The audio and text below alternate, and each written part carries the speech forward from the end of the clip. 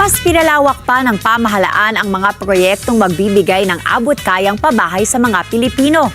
Sa Cabuyao, Laguna, personal na nagsasagawa ng inspeksyon at turnover ng mga condominium unit ang mga opisyal ng DHSUD at Pag-ibig Fund sa ilalim ng expanded 4PH program ng Administrasyong Marcos. Narito ang aking report.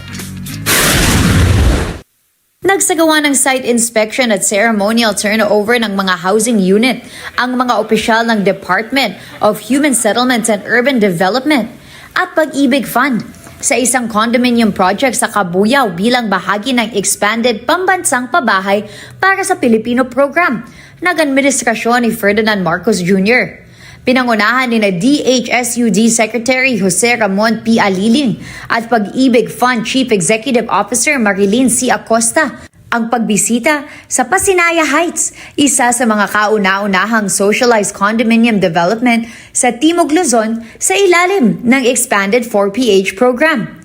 Kasama rin sa aktibidad sina Mayor Dennis Haen ng lalawigan ng Cabuyao, Laguna at Jacinto ng Jr.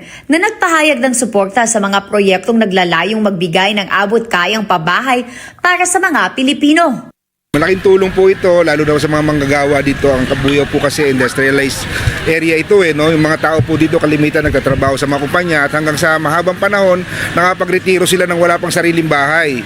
Sa pamamagitan po ng programa ng Pag-ibig at napakagandang housing project na ito, sobrang bilis po nagawa, 10 months. Di nga ako makapaniwala, sabi ko, ngayon lang ako nakarinig ng 6 na buwan, tatapusin lang na delay na contest, 10 months, na malilipatan na. Yung mga nangungupahan po na ginagastos pa yung kanilang maliit na kinikita pag-upa, at least kung gumastos man sila, maging sarili na nila yung kanilang bahay para sa kanilang pamilya.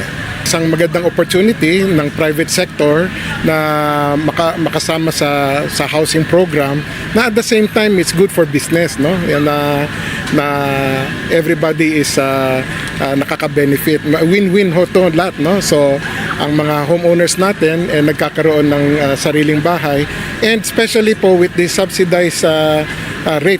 Ayon kay Aliling, patunay ang turnover ng mga unit sa patuloy na pagsisikap ng pamahalaan na mailapit sa mas maraming Pilipino ang pagkakaroon ng desente at abot-kayang tirahan.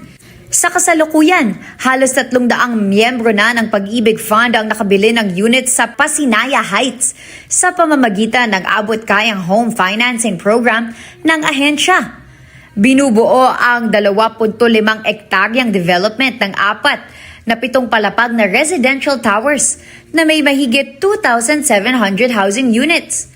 Mayroon din itong mga amenities tulad ng swimming pool, covered basketball court, playground, daycare center, healthcare center at mga open space para sa mga residente. Ipinaliwanag naman ni Acosta na malaking tulong ang expanded 4PH program at Pag-ibig Housing Loan para magkaroon ng sariling bahay ang mga manggagawang Pilipino sa pamamagitan ng mas mababang monthly amortization. Malaking tulong talaga kung vertical housing kasi subukan nyo nga kung naging horizontal ito, mga ilang units lang nagawa. Ngayon dito, makagawa ng almost 3,000 units. So, hindi natin nauubos yung lupa at na-maximize at saka nagkakaroon ng mas murang units at kumpleto pa ang amenities. Diba? So, para kang nasa Manila na so na-maximize. Sa ilalim ng subsidized 3% interest rate sa unang 5 taon ng programa, tinatayang nasa 5,919 lamang ang buwanang hulog para sa isang unit na nagkakahalaga ng 1.404 million pesos. Mas mababa ito kumpara sa regular na 8,654 pesos monthly amortization sa karaniwang Pag-ibig Housing Loan at mas mura rin kaysa sa ilang condominium rental sa mga karatig lugar sa Laguna. Binigyan din ni Acosta na malaking ginhawa sa mga pamilya ang matitipid sa bayarin sa bahay dahil maaari pa itong maggamit sa pagkain, edukasyon, kalusugan at iba pang pang-araw-araw na pangangailangan. Akala kasi nila yung mga umuutang sa pabahay, kailangan mataas ang sweldo. Dito, kung di ako nagkakamali, parang nasa 16,000 lang yung gross monthly income. Hindi pa net pay gross monthly income. 16,000 lang. Kung kulang, pwede naman siyang kumuha ng kapamilya niya para co-borrower niya. lakas lang ng loob talaga. Kung kaya mong mag-upa, dapat kaya mo rin maghulog. Baka nga lumalabas, mas mura pa yung hulog mo kaysa yung pang-upa mo. Kinilala rin ng Pag-ibig Fund ang Joy Nostalgia Hearth Corporation dahil sa patuloy na pakikipagtulungan nito sa pamahalaan sa pagpapaunlad ng mga socialized housing project sa buong bansa.